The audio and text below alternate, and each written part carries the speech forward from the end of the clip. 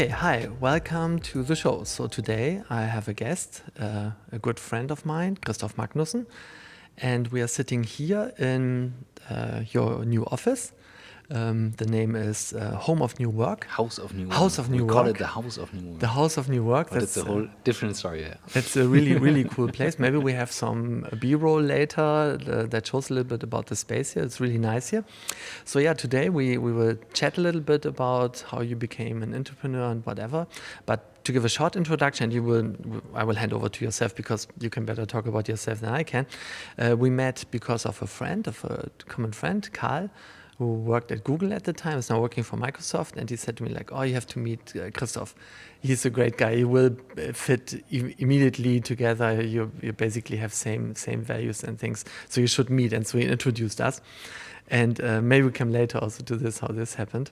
And yeah, then we met, and I learned about your company Blackboat, and then we became also friends over this. But most people probably know you because of your podcast, which is very famous, On the Way to New Work. Talking about new work, digital transformation, stuff like this. And of course your YouTube channel where you're very active with. And maybe let's start with you introducing yourself now. So your name is Christoph Magnussen, so this is like a Scandinavian name. So where are you coming from? Yeah, that's so thank you for the intro and the picture you're painting. There is a backstory to that. Definitely. So let me give you a bit of the background. The name is Danish. Magnussen is Danish. Magnusson would be Swedish. But my grandfather came from the region that switched quite often between Germany and Denmark. So that's the region. And even parts of Hamburg were once Danish, exactly, right? exactly, Like and not that long ago. Actually. So this is why it's quite common and in that area. And so I was growing up in Kiel originally, not Denmark, and I cannot speak any Danish or anything, but I'm quite strongly connected to that area, northern Germany. I would say definitely, and this is where I grew up. But the backstory I have to give back to you is. I was living around the corner of your old office. You remember the one like where you could go underneath? Yeah. It was a house built over a street. In Hamburg. Very, very nice. And I was living there. And if you would ask me like what would be my one value, the one thing in one word, Freiheit, freedom, Freiheit. That's what it is. So I was walking there and I was looking up and like, fuck. This guy has my value in the domain.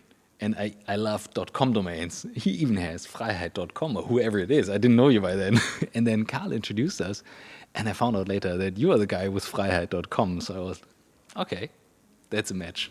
Yeah, that's cool. I think often you meet people where you like accidentally have been in same places around the same time, maybe even thinking same things, and then later in life, like 10, 20 years later, you meet them and you're like, oh, maybe we were in the same place, but we didn't recognize each other. So that's like one part of the story always. Yeah, and then you have a different view on it. Yeah, so I grew up in Kiel. I was born in 82, and then actually quite early connected to technology. That was always a passion.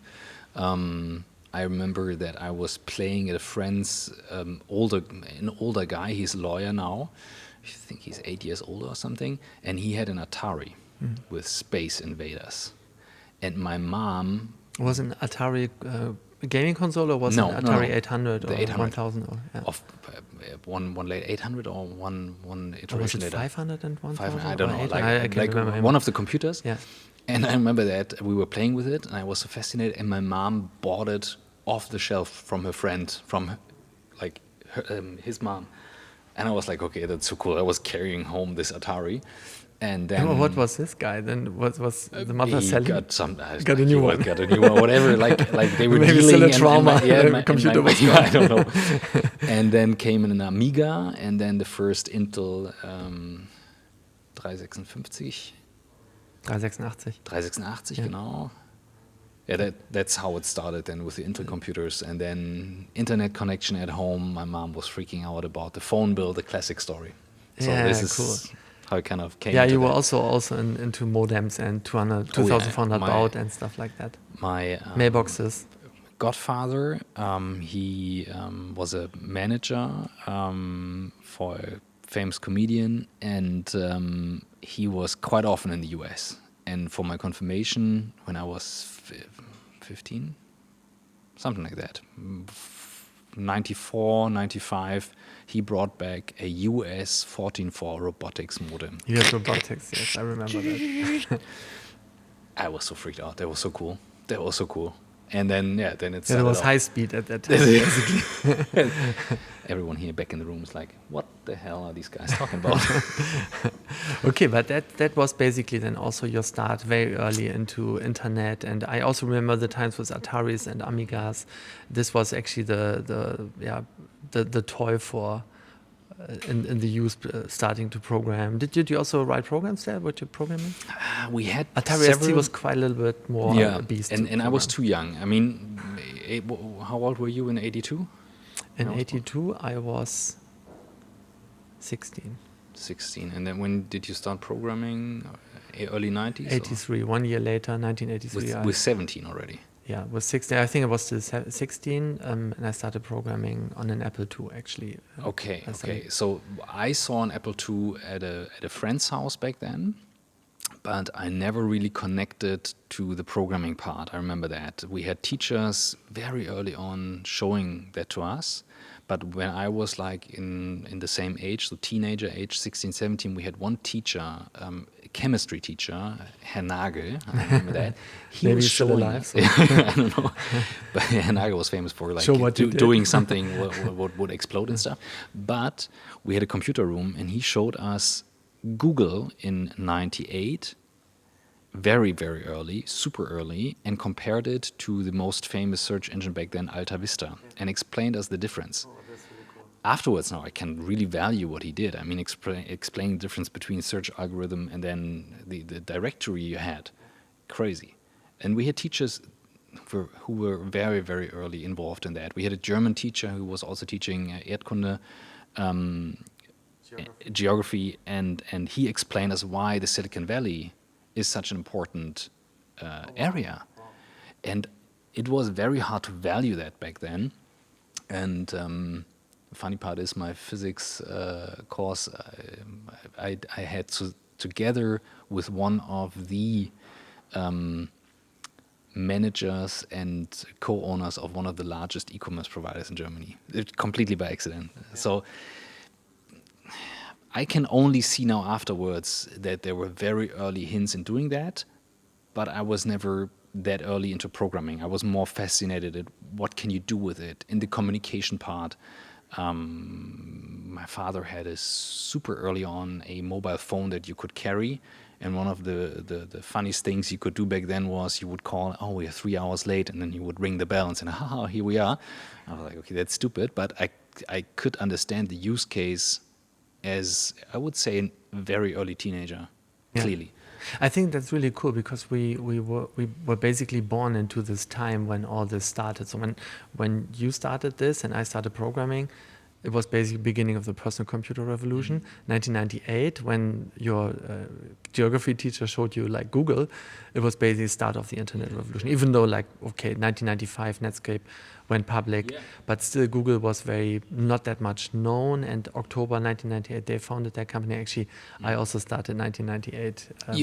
That's what you told me. Same month. Yeah, we had October 1st, we had a 23rd birthday party. Crazy. So it's really okay, cool. that's a long time. I mean, you're a long time in the business then, yeah. Yeah, you too. That's why we connect so good, I think. Okay, so obviously, 1982 you were born in Kiel, and now you were exposed to all these technologies, and then your next thing was basically then to finish school, and then at that time it was still normal to do national service, which is not existing anymore. I also was in the Navy, had to do national service as well. So you went to you did national service. Were you Army, Navy, I had Air to Force? I had to go to the Army. I would have a good reason not to go, and back then they were very clear that you would go and check. And I had a business partner back then, Alexander Graf, who is now known for Spriker and his podcast. Headless e-commerce, basically. Yeah, very, very extremely good entrepreneur. And I founded my first company together with him, the Carpe Noctem GBR, a party event company before we finished school, because I was a bit too young to sign for the stuff. So he did, and we did events together. And there is still a friendship today, and also I would call him for certain questions, and that's a cool thing. And he was also a long time in the army. And then I said, yeah, well, I do that too. I do my service. The thing was, I was in the army when September 11 happened. Yeah, that's hilarious, like 2001. And I was like, I still remember that day. We were on the shooting course, doing training with machine guns, which is very heavy shooting, difficult shooting. You have to really watch out. And I see this guy. I will never forget that. I see this guy running across all the different lines, which is super dangerous. Wow. And you could everyone had to stop, of course, but it's still dangerous. But so you could grasp from that second on, something happened. And the backstory is, I was, I think, the only one, or maybe there was one other guy with a mobile phone back then in the pocket. So there were not too many people with a smartphone on the go. And I very early on had a smartphone, or not a smartphone, but a mobile phone, or a Nokia. So Nokia 65. Several ones, yeah. I had the 51 for internet or 5110. Never worked on the internet. So yeah, I had a Siemens as well. Yes, Siemens produced phones. I remember that. So he ran across, and in that second, my phone started ringing and SMS were coming in. Even if not many people had a mobile phone, the ones who had that were then texting back and forth and calling. So I could feel something was happening. And then the rumors started to happen, and we don't know, and maybe the Russian attacked the US or whatever.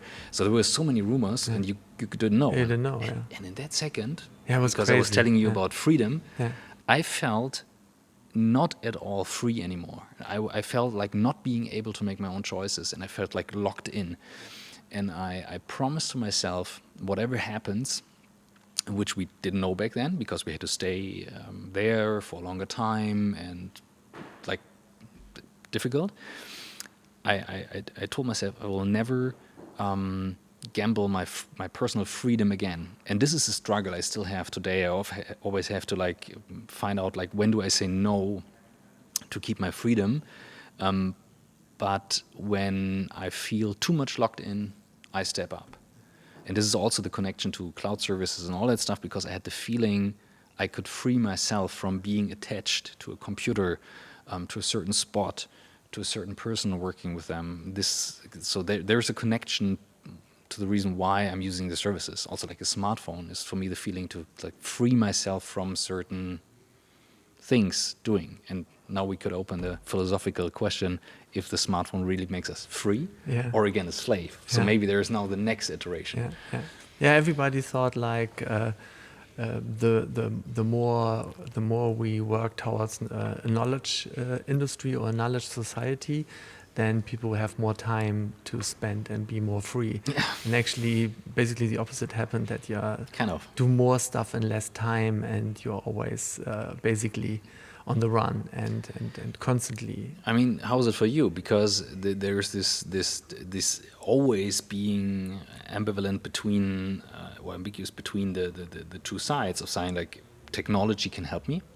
I mean, your company is called Freiheit.com Technologies, so there is part of that, but it also can make you a slave. And I think, but that's just my take, as humans, we always want a final solution. We always like go towards the final solution, but there is not like the final answer. We always have to adapt it, learn how we use it, and then build the next thing from it. So I think it's normal waves we're going through. Yeah, I think that's the thing is, of course, that we are more free than we have ever been on this planet. And when you see like 100 years ago, medical care for everybody was like even the richest people couldn't afford, like the Rockefellers, the Vanderbilts, whatever, couldn't afford this kind of medical care, for example. And so less people die because of violence, war, or whatever, conflict. And so I think it got much better for everybody, but still we are struggling because we are still not happy. And I think this is deeply human, that we will never be happy. Whatever we have, whatever kind of freedom we will have, we will never be happy with it. And maybe that is why our species exists, because we are never done. So, and I think this is also what drives us. It's like I assume it's like, for me it's the same. I couldn't think about retiring. Like so, I would always think like, what should I do now, right?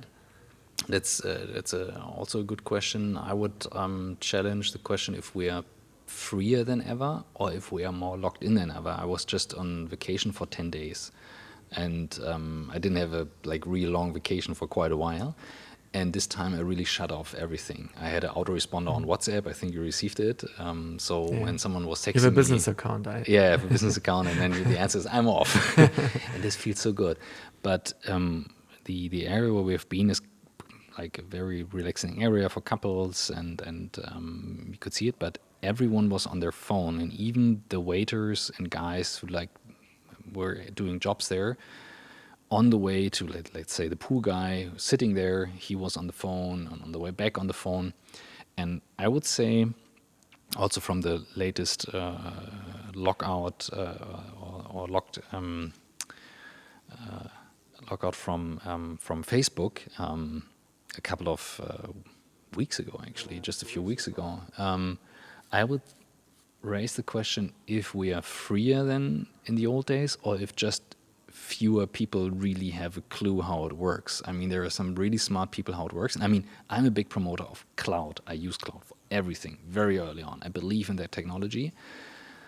Still, I also am a guy being very interested in how does it work exactly? Where are servers? How are they constructed? What do we do with it? And I don't see that people have bad intention building these technologies. It's just a question, are we capable of using them in the right way? So it's kind of with a car. We wouldn't give everyone a car without a driver's license. Yeah, yeah. But these days we give someone a smartphone saying, hey, have fun with it. Go with the flow. Yeah. Yeah, I think when you see maybe people felt more free when they were completely on their own. For example, the settlers in early conquering the US, going west and finding your place to live. And many of them died there, but maybe they felt more free. I read some books about the pioneers there, and it felt very free. But of course, if you didn't do your thing and you had some bad luck, then you would basically die. Maybe this is more free than what we maybe experience today. And I also know as an entrepreneur, and we also come to this point, I think now, we have a lot of freedom. Because we can decide which direction we are going, but still we can't not just do what we want, and there's nothing where you can do what you want, because I think what we also say in our company, when you so to have your own freedom, you cannot maximize that because you will take away the freedom of others. And so you always have to balance that you cannot just focus on yourself, optimize it for yourself.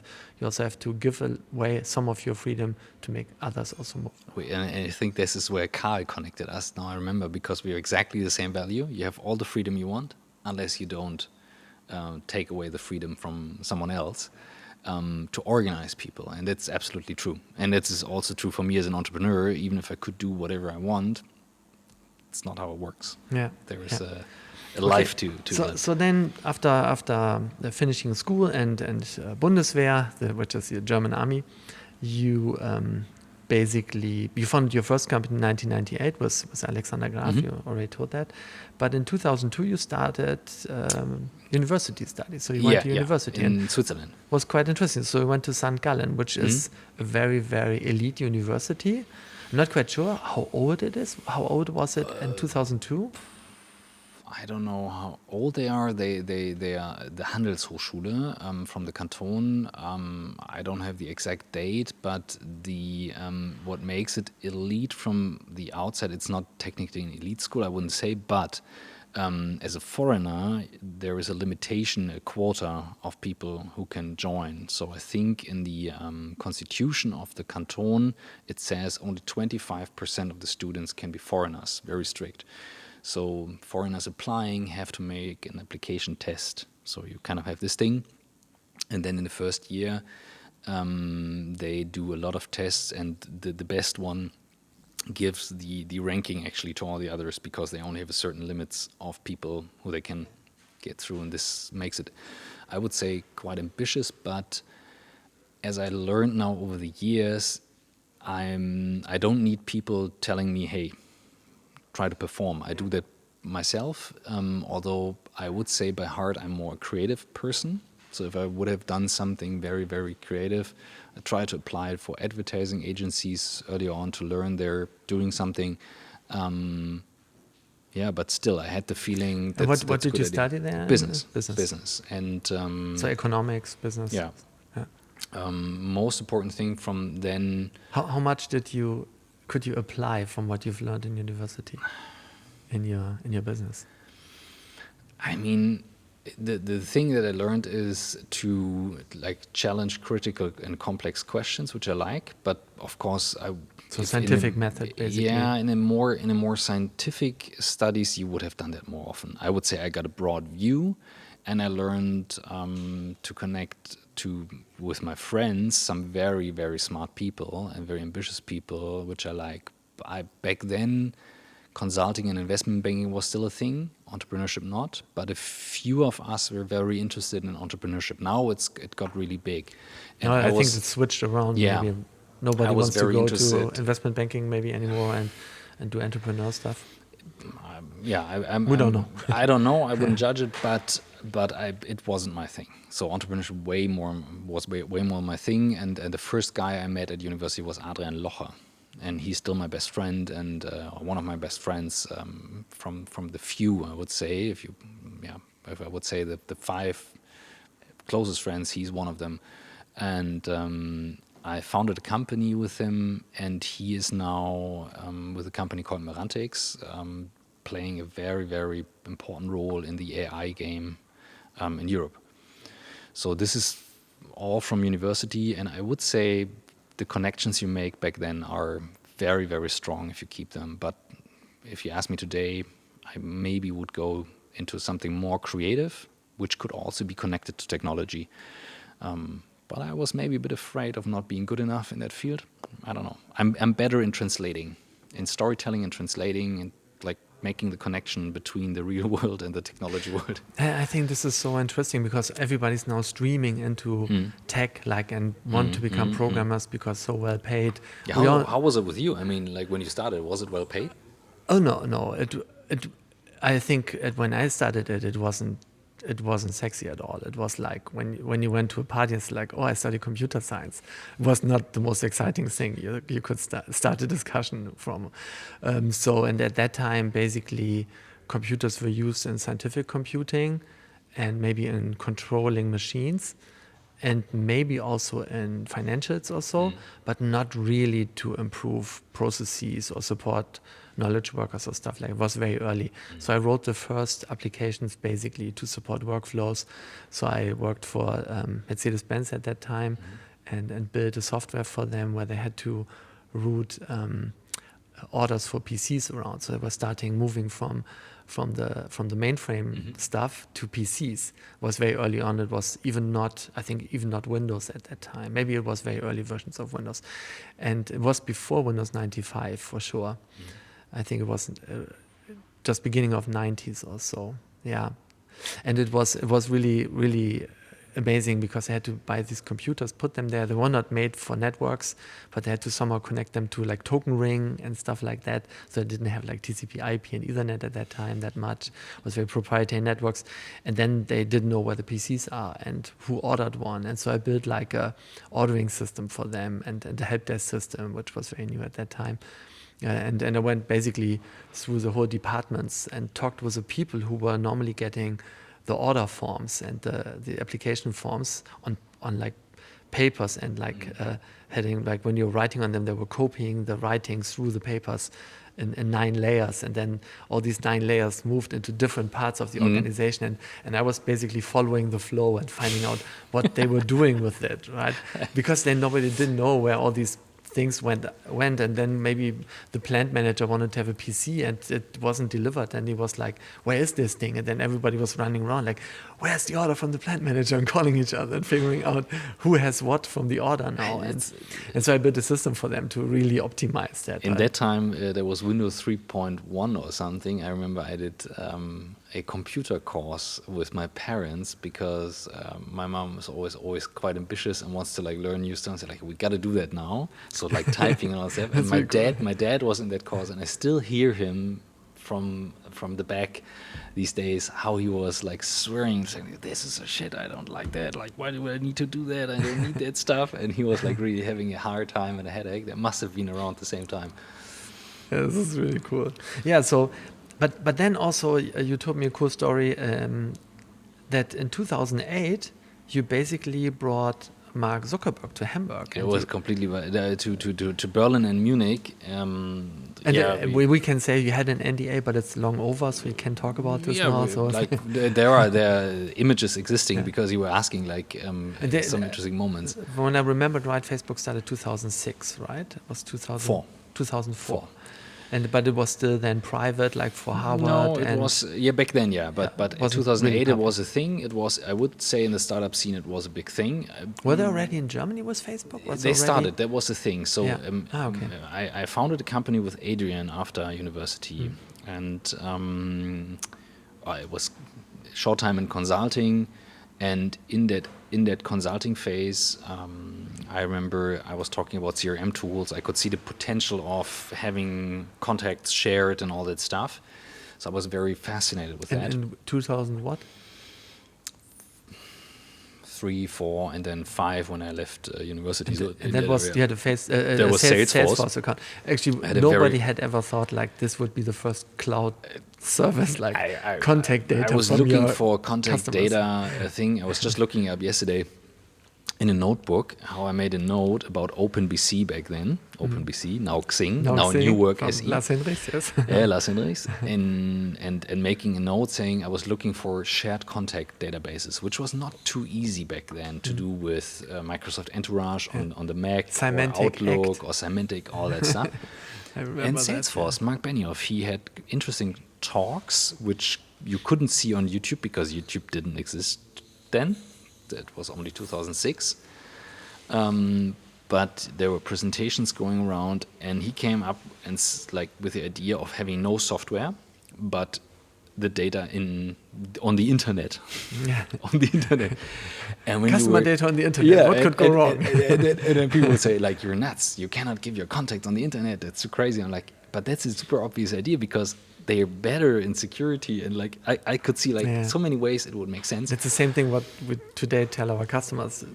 A cloud data center is probably more secure than your on-prem. 100%. And the thing was, I set up the account and I paid a lot of money, €1,000 as a student to have that account. For 1 year? For 1 year. I wanted to share that with 5. I had a partner account at Salesforce for 5 people. I was a very early Salesforce partner. Yeah, that's cool. And I said like, hey, you can buy in, and then we share the account there. Like even a couple of hundred would be too much. Like it makes so much sense. So I paid it for myself, and this database became Adrian's and my data. We put both our contacts in it, and together we had really a lot of contacts before all the other big networking platforms made sense. And we built a company around this topic of ambassador marketing, now influencer marketing. And we had a lot of students at universities with good networks. And this came back from the times with Alexander Graf of Carpe Noctem, where we had influencer at every school helping us to promote the parties. For your party event company. Now it makes sense. Now everything comes together. And now there was StudiVZ back then in Germany. They were very famous, and they grew very famous with a concept called campus captains. Ah, okay. And someone, I don't remember exactly, told a girl at Facebook who was very close to the growth department of new countries, there are some guys in Germany, not connected to StudiVZ. They have a network at universities. You should call them. And then we do StudiVZ with Facebook. nobody knows this anymore, but it was the biggest one It before was Facebook. 12 million members back then, Yeah. way bigger. There was Facebook suing them. Yeah, and, they were and basically copying what Facebook did. At that Exactly. time. They we were also copying. had a client. We built also a Facebook clone for they were at that cloning time. something, Yeah. and so a guy called. He grew very big with Facebook and is still there, very successful. And he said, "Yeah, I'm here. I'm calling Facebook." And I was like, "Haha, funny." I So still really, remember. they called you. I remember till so today. you didn't call them. No, they no, called you. They called on my phone. I was in Switzerland. I was on a vacation. I was, I think, on a lake in my swimming pants. I still remember that. I'm like, he's like, I thought he's making fun. And they were not a big thing in the public, but in the startup scene they were a big thing. That's crazy. Why us? And then they said, yeah, like we need to build this campaign, building the brand, influencers on the universities. And so we built kind of a concept that helped them growing at very important cities around that. And our good friend Felix Haas made an event at Amiando in Munich, and we organized an event in a university in Munich and in Berlin. And then I told on the phone, yeah, but we need to have Mark himself coming, Mark Zuckerberg, and he was also speaking about. If you don't ask, the answer is always no. In the beginning, I was like, he was always talking about Mark, and I'm like, which Mark is he talking about all the time? And like now it's super clear, but it wasn't even close to be obvious. Yeah, this is how we then ended up with these events, and it was a very interesting thing to see. And we were even thinking about just focusing on Facebook for marketing, but it was so early on, 2008. Obama was elected. He was the first president with the support of social media, and I was afraid of like super focusing on that topic because if you can remember, it was still the crisis hitting in the US very hard. 2008. And we had really a hard time with some of our large advertising clients keeping up with ambassador marketing or even with social media marketing. Yeah. It was so far away from for them. Yeah. Today, it's not a question at all.